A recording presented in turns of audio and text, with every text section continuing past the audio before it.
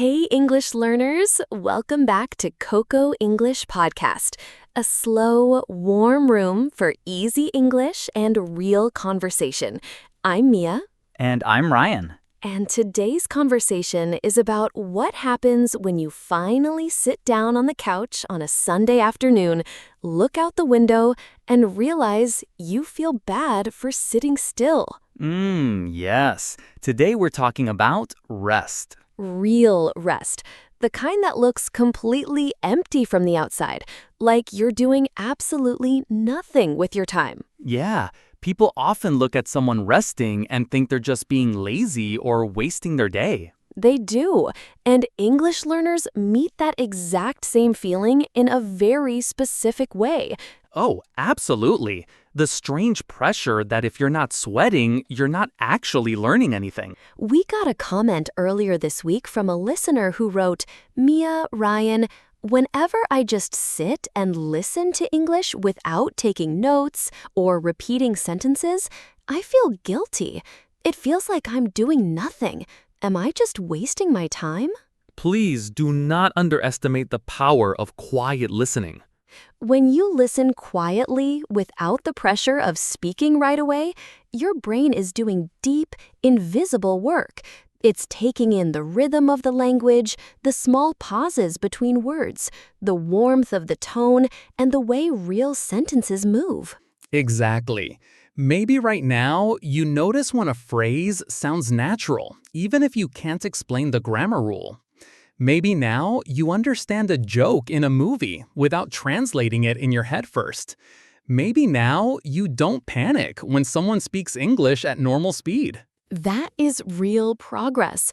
The false belief is that learning only happens when you are actively struggling, writing notes, and sweating over grammar drills. But language doesn't grow like a machine. First, the language enters quietly. Then it settles deep in your mind. And then, slowly, when the moment is right, it starts to come back out. So if you've ever felt that quiet shift in your own listening, share your story in the comments. Your comment could motivate someone else today who feels like they are not doing enough. And that connects beautifully to today's topic, because real rest in life works the exact same way. Because we live in a world that constantly asks us to perform, slow conversations about rest can feel unfamiliar. People often think rest is something you only deserve when you are completely broken, or that stopping means you are falling behind everyone else. So today, we're talking about why an empty afternoon is not a waste of time, why staying busy is often just an emotional hideout, and why, in the long run, learning how to do nothing is what actually saves your energy. And as always, while we talk, you'll also hear useful English words, phrases, and expressions naturally inside the conversation. Just relax, listen slowly, and let the conversation carry the English to you. And later in the episode, we'll have a calm little word tour with some really strong vocabulary connected to today's topic. If you've ever stared at your to-do list feeling exhausted, if you've ever felt anxious just taking a 30-minute break, or if you've ever pushed your body so hard that life had to stop you itself, then this episode is for you. Tell us in the comments, what does real rest look like for you when you don't have to prove you're being productive? Ooh, that's such a gentle and dangerous question. If you find comfort in these conversations, take a second to hit like, subscribe to Coco English Podcast, and share this episode with a friend who looks tired this week. All right, let's begin. Have you ever noticed how difficult it is to sit in an empty room without looking for a chore to do? It's almost painful. You sit on the rug with a cup of tea at 3:30 on a Sunday afternoon, sunlight is coming through the window, and suddenly your brain starts whispering, shouldn't you be folding laundry? Shouldn't you be checking your work calendar? That feeling has a name. It's guilt. Guilt means the heavy feeling that you did something wrong, even when you did nothing bad at all. And human beings are amazing at feeling guilty about things that are actually keeping them alive, like breathing, sleeping, or sitting down. Exactly. We live in a culture that measures your value by your speed. So when your body stops moving, your mind panics because it thinks you are falling behind. Think about a glass of cloudy water with sand in it. If you keep shaking the glass, the water stays cloudy forever. The only way the water becomes clear is if you put the glass down on a wooden table and leave it completely alone. That image is so true. The water doesn't clear up by working harder. It clears up by standing still. And I think English learners know this feeling too. Oh, they know it intimately. You feel like every single commute, every walk, and every shower has to be filled with English flashcards. If you have 10 quiet minutes, you feel guilty for not studying. Yes, but when you treat your English like a punishment, you lose the joy of the language. Sometimes putting the textbook down is the very thing that lets your brain breathe. But why do we run away from stillness in the first place? Why does staying busy feel so safe? Because staying busy is the most respectable disguise in modern life. Ugh, that lands. It really is a disguise. When someone asks how you are doing and you say, "Ugh, so busy, crazy week," people nod and approve. They do. Nobody asks what you are running from if you look like you're in a hurry. You can check emails at 9:45 at night from your bed and call it dedication. But really, you're just avoiding the quiet in your own bedroom. And when you use busyness as an emotional armor, you eventually hit a wall. You run straight into burnout. Burnout means deep mental and physical tiredness caused by working too hard for too long without stopping. It's like running a car engine at full speed inside a closed garage. At first, you feel powerful, but eventually the room fills with smoke and the engine simply dies. And you can't fix burnout with a 20-minute nap on a Sunday evening. It takes weeks of real repair. And English learners experience this all the time. They really do. You decide you are going to learn English in 3 months. You study 4 hours every night. You memorize 50 words a day. And by week 3, you can't even stand the sound of an English podcast. You've completely burned out your enthusiasm. Your brain shuts the door because you try to force too much through it at once. When you give up the performance of busyness, something surprising happens beneath the surface. People assume that when you stop moving, nothing is happening. But nature teaches us the exact opposite. Think about a tree in the middle of winter. From the outside, the branches look bare and dead. There are no leaves, no flowers, and no fruit. But deep underground, beneath the cold soil, the roots are resting and storing energy for the spring. If the tree tried to grow fruit in January, it would freeze and die. The winter is when it prepares its strength. During quiet moments, your mind has time to absorb everything you've experienced. To absorb something means to take it into your mind slowly and quietly, like a sponge taking in water. And when your mind absorbs information naturally, it turns that information into intuition. Intuition means the ability to understand or feel what is right without having to think hard or explain every step. That distinction is so powerful. Intuition isn't something you can force.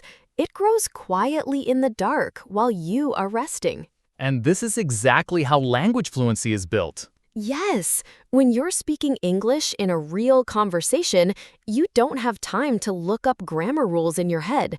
You rely on intuition. And where did that intuition come from? It came from all those quiet hours where you just listened, relaxed, and let the language settle into your memory without stress. Your brain was doing the work while you thought you were doing nothing. But to let your brain do that work, you have to protect it from constant noise.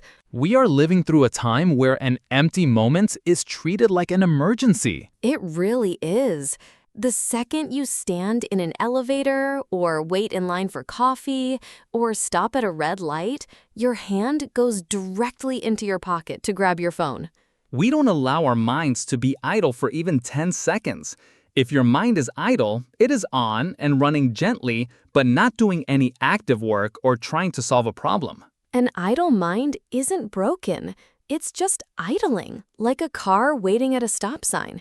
It's giving your thoughts room to wander and untangle themselves. Imagine your kitchen table is covered with coffee cups, old mail, books, and dirty plates.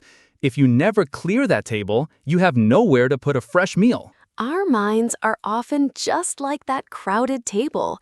We keep stacking new information, new podcasts, new messages, and new worries on top of each other until there is literally no room left to think. And for English learners, this mental space is vital. So true, Ryan. If you try to cram 60 new vocabulary words into your brain while checking your social media and thinking about tomorrow's meeting, nothing sticks. Your mental table is full. Letting your mind be idle after listening to English gives those new words a clean place to land. But we have to be careful here because there's a difference between real rest and something that only looks like rest. Ah, yes, the great modern counterfeit. People often say, "I rested all weekend," but what they actually did was lie on the sofa for 7 hours, staring at short videos on their phone with their thumb constantly scrolling. That is not rest. That is an emotional anesthesia. You're just numbing yourself so you don't have to feel your own thoughts. Real rest requires stillness.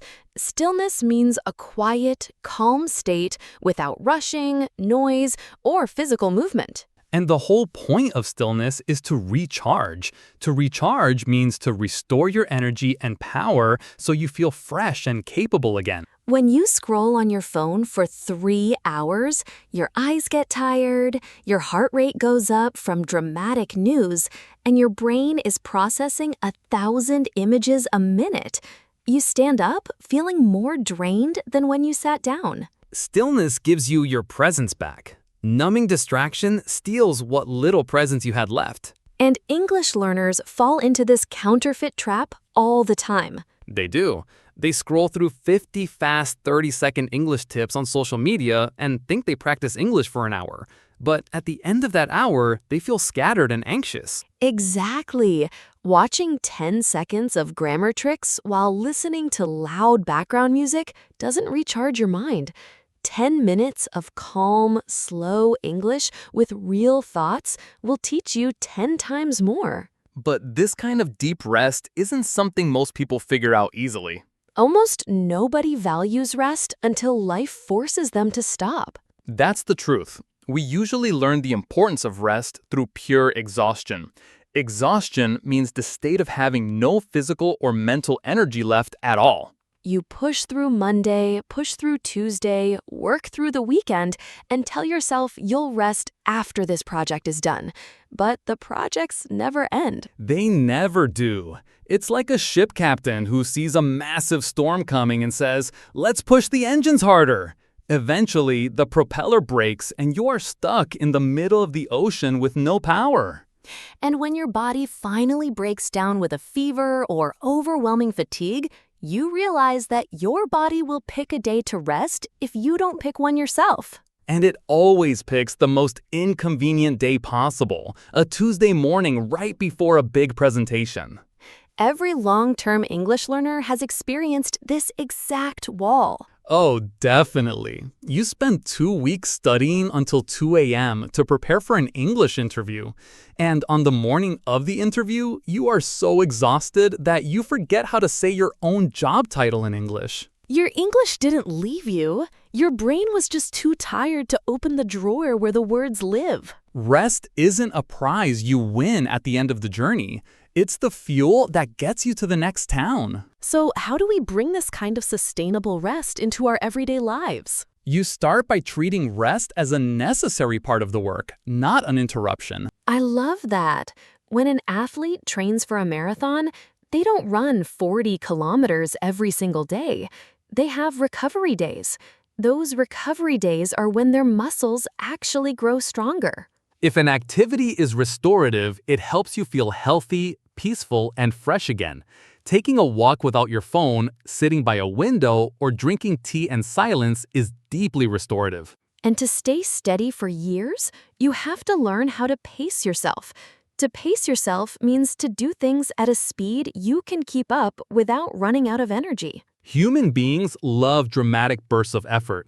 We want to conquer everything in a single weekend, but real life is built on steady, quiet pacing. The goal of resting is not to become lazy or disconnected from the world. The goal is to become steady enough that the world cannot easily knock you off your feet. That's the kind of strength that stays with you. And in your English journey, learning to pace yourself changes everything. It really does. English is not a 30-day challenge that you finish and throw away. It is a long, slow friendship with a language. When you allow yourself to rest without guilt, you give your English room to stay with you for a lifetime. And on that note, let's slow down for our word tour and look again at the words that carried our conversation today. And before we close, let's slow down for our word tour and look again at some of the most useful words and phrases from today. Our first word is guilt. Guilt means the heavy feeling that you did something wrong. For example, he felt a wave of guilt when he left the office early. Or she let go of the guilt and enjoyed her quiet Sunday. Repeat, guilt. Guilt. Next is burnout. Burnout means deep tiredness caused by working too hard for too long. For example, working 12 hours every day led him straight to burnout. Or she took a week off to recover from burnout. Repeat, burnout. Burnout. Next is absorb. Absorb means to take something into your mind slowly and quietly. For example, it takes time for your brain to absorb new ideas. Or she listened to the music and let herself absorb the calm atmosphere. Repeat, absorb. Absorb. Next is intuition. Intuition means the ability to understand something without thinking hard. For example, she trusted her intuition when making the final choice. Or, with enough practice, speaking English becomes a matter of intuition. Repeat, intuition. Intuition. Next is idle. Idle means not doing anything active or working. For example, he spent an idle morning watching the rain from the porch. Or, letting your mind sit idle can spark your best creative thoughts. Repeat, idle. Idle. Next is stillness. Stillness means quiet and calm without any rush or movement. For example, the early morning lake had a beautiful stillness. Or she found a moment of stillness before the busy meeting started. Repeat, stillness. Stillness. Next is recharge. Recharge means to get your energy and power back. For example, a quiet walk in the park helped him recharge his energy. Or you need a good night of sleep to recharge after a hard week. Repeat, recharge. Recharge. Next is exhaustion. Exhaustion means having no physical or mental energy left. For example, she fell asleep on the couch from pure exhaustion. Or chronic exhaustion makes even simple decisions feel heavy. Repeat, exhaustion. Exhaustion. Next is restorative. Restorative means helping you feel fresh, healthy, and calm again. For example, a warm bath can be deeply restorative after a long flight. Or they spent a restorative weekend away from screens and emails. Repeat, restorative. Restorative. And our last phrase is pace yourself. To pace yourself means to do things at a speed you can keep up without running out of energy. For example, you have a long semester ahead, so make sure to pace yourself. Or if you pace yourself during your study sessions, you won't get overwhelmed. Repeat, pace yourself. Pace yourself. These words give you the language to talk about your energy, your boundaries, and the quiet spaces you need in daily life. Not just the rest people see from the outside, but the strength you build when you allow yourself to pause. Rest is not a reward you have to earn after you are already broken. It is the quiet ground where your thoughts settle and your strength returns.